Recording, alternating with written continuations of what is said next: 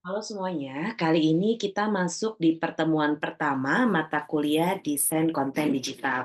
Jadi silahkan dicatat poin-poin apa saja yang penting, kemudian nanti kalian diminta untuk menjelaskan kembali perihal pemahaman kalian terkait materi yang sudah disampaikan pada video kali ini. Pada materi pertemuan pertama, kita akan bahas mengenai digital media development. Nah, apa sih yang dimaksud dengan pengertian media digital ini? Jadi media digital ini adalah, salah satu bentuk yang, sudah diformatkan dalam bentuk mesin untuk dibaca. Jadi, dalam artian, sebelumnya kita mengenal yang namanya media konvensional.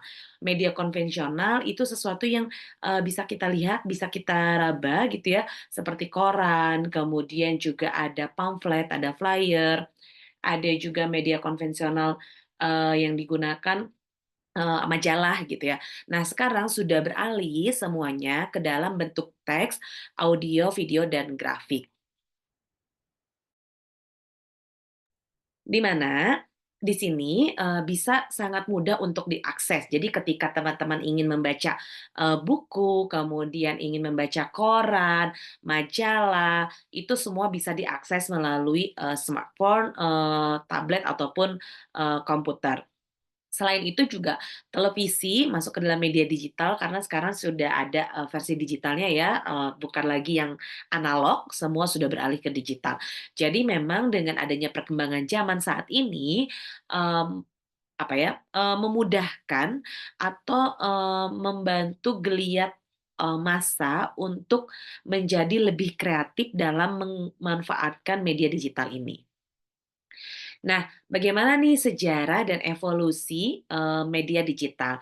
Pada tahap pertama, kita mengenal yang namanya komputer dan internet. Komputer itu dulu ada Windows 98, sangat populer di tahun 90-an hingga 2000-an, kemudian beralih, dulu formatnya ada disket, kemudian setelah disket tuh ada CD, kemudian ada DVD, kemudian berubah lagi, menjadi ada USB, dan sekarang juga ada yang menggunakan apa ya, eee, alat itu ibu lupa, selain, hard disk ya, ada hard disk, yang hard disk portable yang bisa digunakan untuk menyimpan data.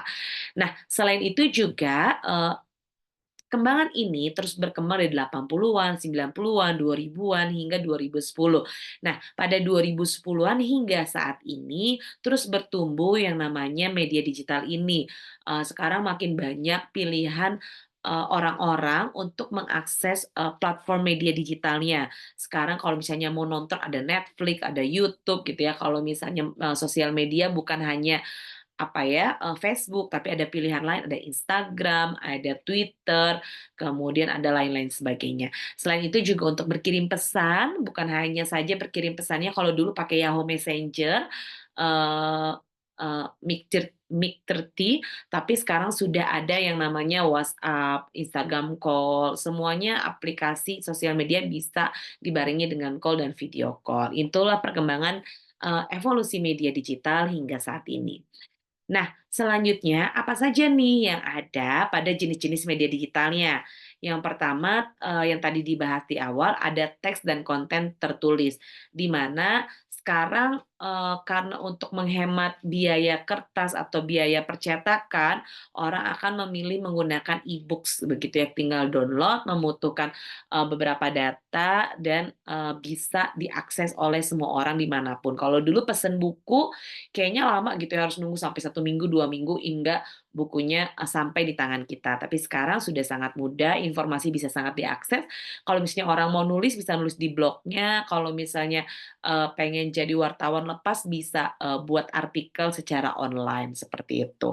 Nah, kalau audio, sekarang audio bukan hanya radio saja, tapi sekarang sudah ada podcast, ada Spotify, ada JOOX, ada iTunes ya, berbagai macam jenis audio yang sangat bisa diakses. Sekarang para penyanyi atau musisi tidak perlu lagi untuk mencetak piringan hitam atau kaset atau CD untuk dijual kepada para fans atau pendengarnya, tapi sekarang cukup upload di media digitalnya dan semua bisa akses, bisa nonton video klipnya langsung dan bisa memutar berulang-ulang kali, seperti itu. Nah, Tadi sudah dibahas, untuk video ada video streaming, video interaktif, dan webinar gitu ya. Pada saat pandemi, kita di Indonesia termasuk sangat kewalahan untuk proses belajar mengajar. Bagaimana ya agar belajar mengajar ini tetap bisa jalan meskipun dalam kondisi tidak tatap muka. Maka oleh karena itu ada webinar, kemudian ada kelas online dan orang-orang yang, basic-nya di bidang teknologi mulai mengembangkan ide dan gagasannya dalam bentuk platform online. Nah, sekarang kita sangat-sangat mudah untuk mau mengakses kelas, misalnya pengen ikut, pengajian atau misalnya ikut acara keagamaan, itu sangat mudah bisa diakses melalui video yang sudah ada. Nah, selain itu juga ada grafik dan animasi. Grafik dan animasi ini adalah gunanya untuk, mengetahui mengenai desain grafis digital, di mana, grafik dan animasi ini, tentu saja bukan hanya, apa ya, film kartun yang berupa, 2 dimensi, tapi sekarang sudah ada 3 dimensi, bahkan ada yang 4 dimensi, di mana itu membangkitkan kreativitas para, orang-orang yang bergerak di bidang media untuk bagaimana menghasilkan inovasi-inovasi baru terkait, grafik dan animasi, sehingga bisa menarik para audiens untuk menonton video atau animasinya, seperti itu. Selanjutnya, dalam teknologi dalam pengembangan media itu yang pertama ada web development.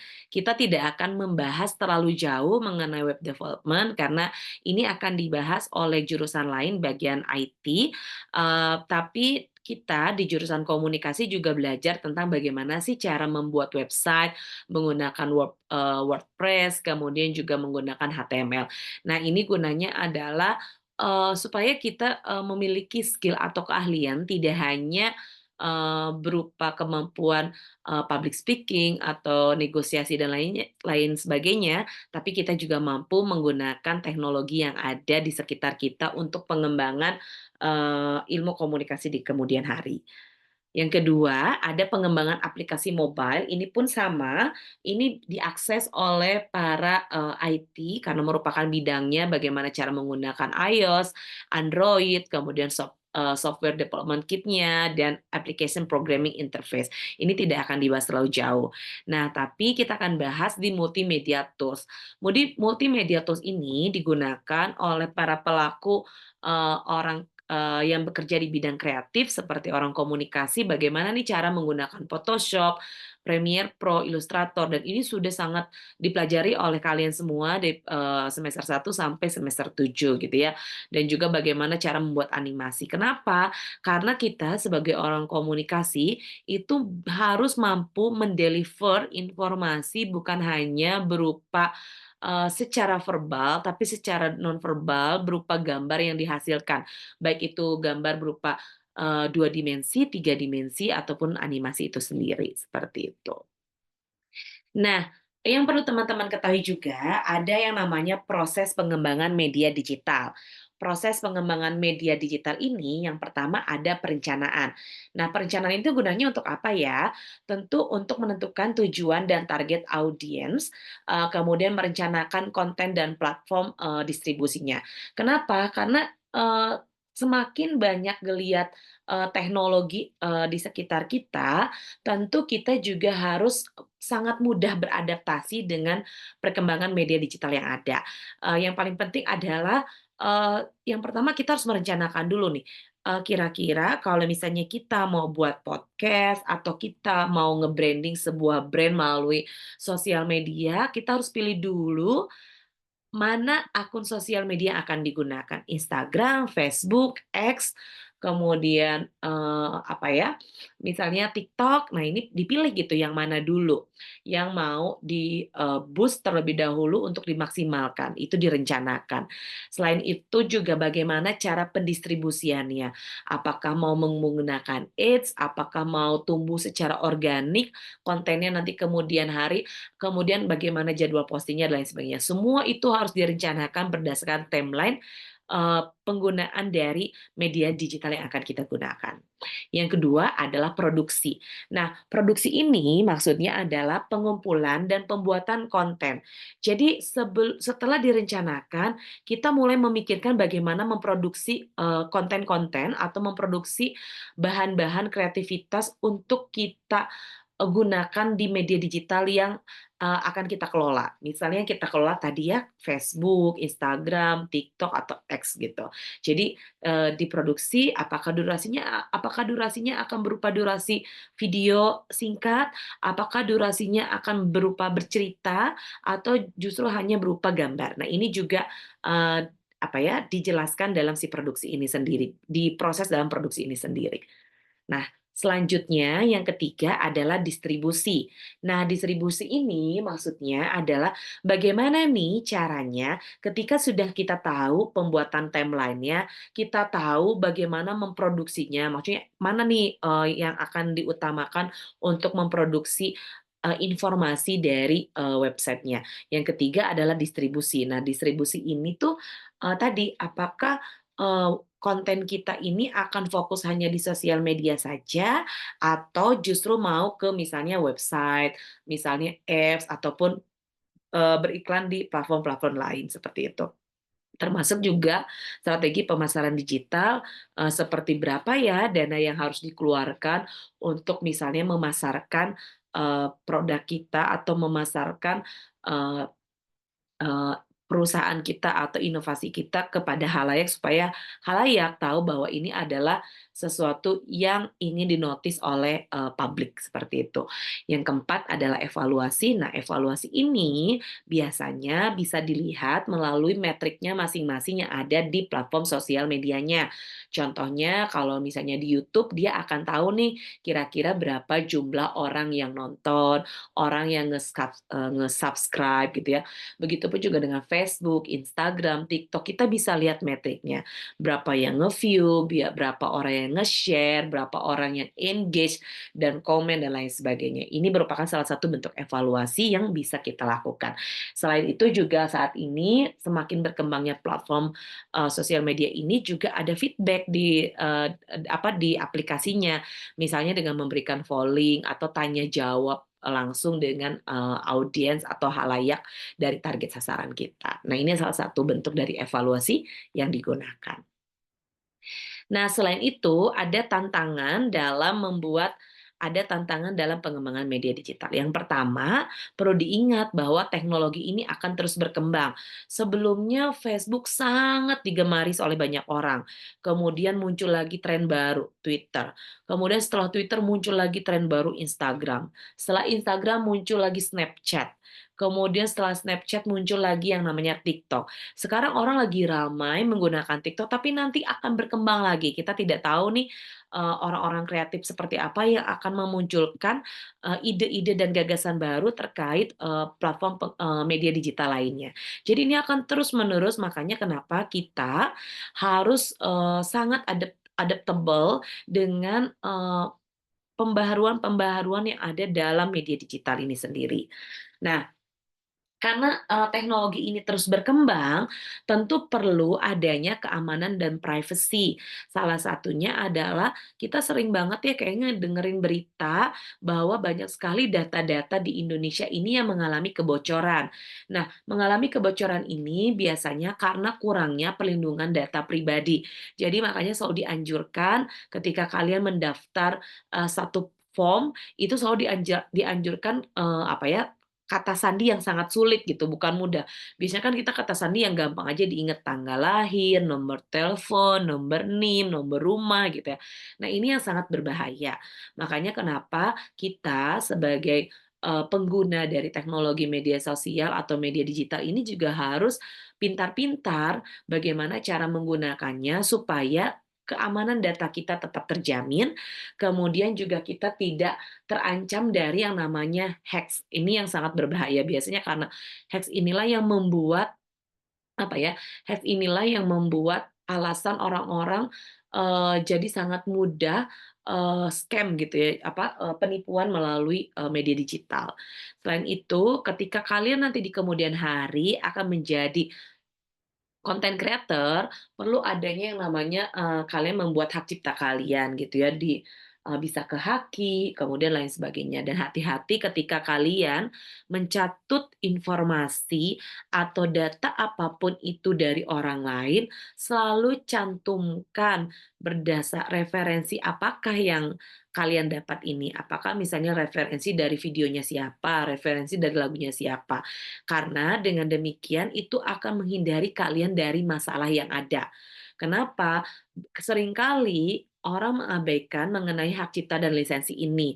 Ketika mengabaikan hak cipta dan lisensi ini, bisa jadi di kemudian hari akan menimbulkan masalah bagi kalian. Jadi baiknya ketika kalian ada rencana menjadi pelaku, content creator itu, apa ya, fokus terhadap hal ini juga, punya concern gitu ya. Kenapa?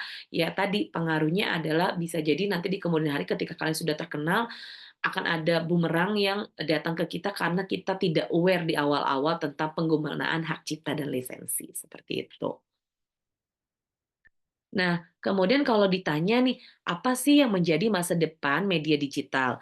Yang pertama, saat ini sudah berkembang yang namanya AI dan otomasi gitu ya, realita virtual, VR, kemudian AR. Saat ini kan kalau main game gitu ya, kita kayak udah pakai VR aja, orang kita tuh udah berasa seperti benar-benar main game. Ataupun, jangankan game, kayak nonton nonton film juga bisa menggunakan virtual reality seolah-olah kita benar-benar kita benar-benar nonton di depan, mata kita dan itu nyata. Nah, ini adalah bentuk salah satu perkembangan, teknologi yang akan terus-terus berkembang di kemudian hari. Dan begitu juga salah satunya dengan adanya AI. Sekarang ya kalian akan makin mudah gitu ya mengakses informasi. Kalau ibu kasih tugas, kalian pasti nyarinya di ChatGPT.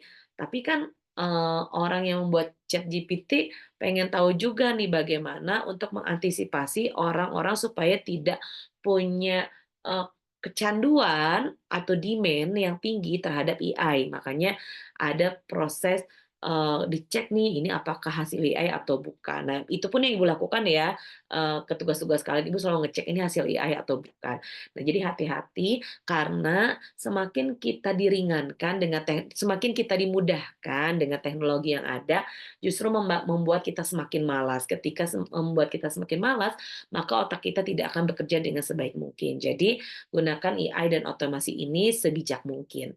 Yang kedua, ada Internet of Things. Ini adalah integrasi, media digital dengan, perangkat IoT gitu ya. Nah, ini juga mulai berkembang saat ini udah ada robot-robot, bahkan, beberapa waktu lalu Ibu lihat berita bahwa sekarang sudah ada dikembangkan robot yang bisa membantu kerja manusia, misalnya menyiram bunga, kemudian, beres-beres. Jadi kayak film-film yang, apa ya, yang science fiction itu sudah kayak benar-benar nyata nih di dunia kita. Jadi fungsinya manusia bisa tergeser dengan, si robot ini. Jadi pastikan kalian menjadi manusia yang terus berkembang dan mau berinovasi karena itu penting banget untuk, supaya kita tidak tergerus oleh yang namanya teknologi itu sendiri.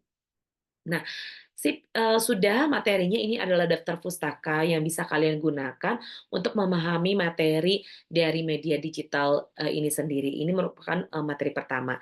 Kalau ada hal-hal yang kurang jelas atau kurang dimengerti, kalian boleh tanyakan di ruang kelas, tapi catat dulu poin-poin penting yang tidak kalian pahami.